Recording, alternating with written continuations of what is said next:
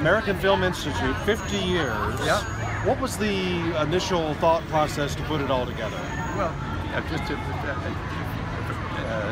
was 50 years ago this past Monday. Gregory Peck and I had a press conference in Washington, D.C. and announced the creation of the American Film Institute. And I had been working in the government for Edward R. Murrow, making documentary films in the Kennedy years. And I was chosen to create it. And we had an idea of preserving the great films, training for new filmmakers, honoring, celebrating great figures in film, and we put it all together.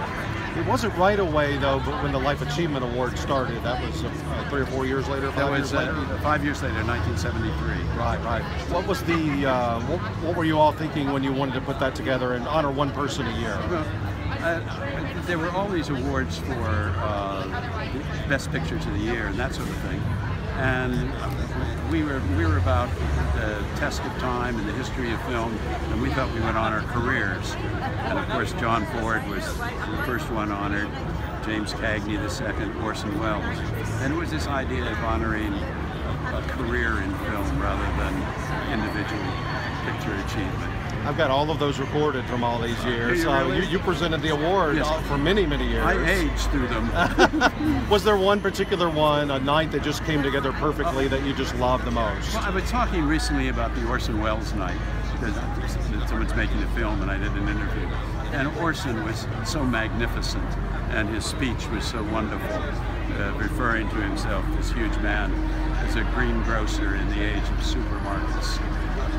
I could ask you 100 AFI questions and probably 200 Kennedy Center questions, but I want to ask about your father. Yes. 5 Came Back was a wonderful documentary, and that's up on the Emmy ballot next week through Netflix. What about it that you love the most? I love the idea that the public understands that there were these 5 terrific directors, and they all decided, we belong somewhere else.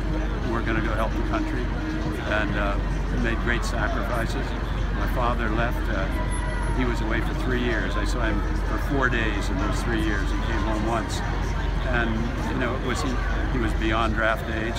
He felt it was what was called for, and it's true of all those guys. And so I like that. He had made a lot of movies before, but according to the documentary, it really changed his approach to movies when he came back. It did, yeah. So good to see you. Thank you. And keep up the good work. Oh, thank you.